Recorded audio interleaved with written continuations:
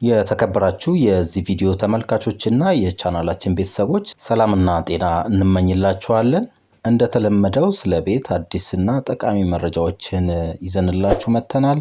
የአዲስ አበባ ከተማ አስተዳደር የሐዋሳ፣ አዳማና ባህር ዳር ከተሞች ነዋሪዎችን የመያዝ አቅም እንደሚኖረው የተገመተ ትልቅ የቤት ልማት እቅድ ይፋ አድርጓል። ባለፈው ዓመት ነሐሴ ወር የተጀመሩ የጋራ መኖሪያ ቤቶች ግንባታም በመፋጠን ላይ እንደሚገኝ የከተማ አስተዳደሩ ገልጿል።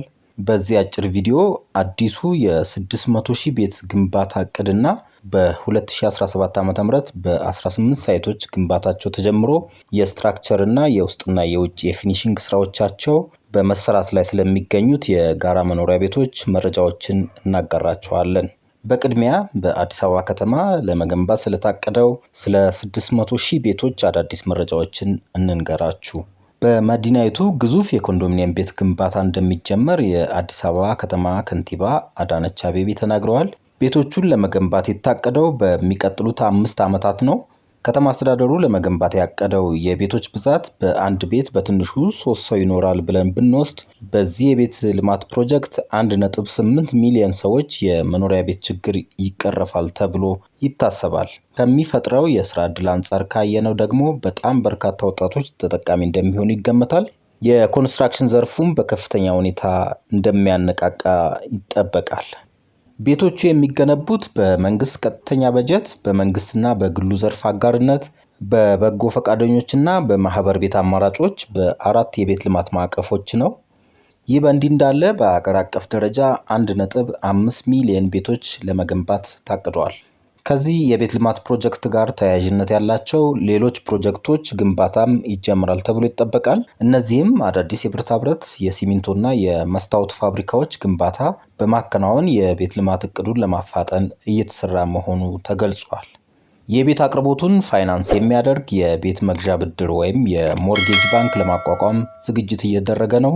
ሌላው ያዘጋጀንላችሁ መረጃ በ2017 ዓ.ም ነሐሴ ወር ግንባታቸው ስለተጀመረው የ100,000 ቤቶች ግንባታ የተመለከተ መረጃ ነው። የ100,000 የጋራ መኖሪያ ቤቶች ግንባታ በ18 ሳይቶች በመካሄድ ላይ ይገኛል። ግንባታ እየተከናወነባቸው የሚገኙት ሳይቶች ገላንጉራ፣ ቱሉ ዲምቱ፣ ገርጂ፣ አራብሳ፣ አቃቂ ቃሊቲና ንፋስ ስልክ ላፍቶ ሳይቶች ይገኙበታል። ከነዚህ ሳይቶች መካከል ገላንጉራ ሳይት ግዙፍ ከሚባሉት ውስጥ አንዱ ነው። የገላንጉራ ሳይት በተያያዘለት ጊዜ ለማጠናቀቅ በልዩ ትኩረት ግንባታው እየተከናወነ እንደሚገኝ የከተማ አስተዳደሩ ገልጿል። በቱሉ ዲምቱ ሳይትም በርካታ ቤቶች በግንባታ ላይ ይገኛሉ። በቱሉ ዲምቱ ሳይት ባለ 10 ወለል ህንፃዎች በግንባታ ላይ ይገኛሉ። የቤቶቹ ግንባታ ሂደት እየተፋጠነ የማጠናቀቂያ ምዕራፍ ላይ እንደደረሱ የከተማ አስተዳደሩ አስታውቋል።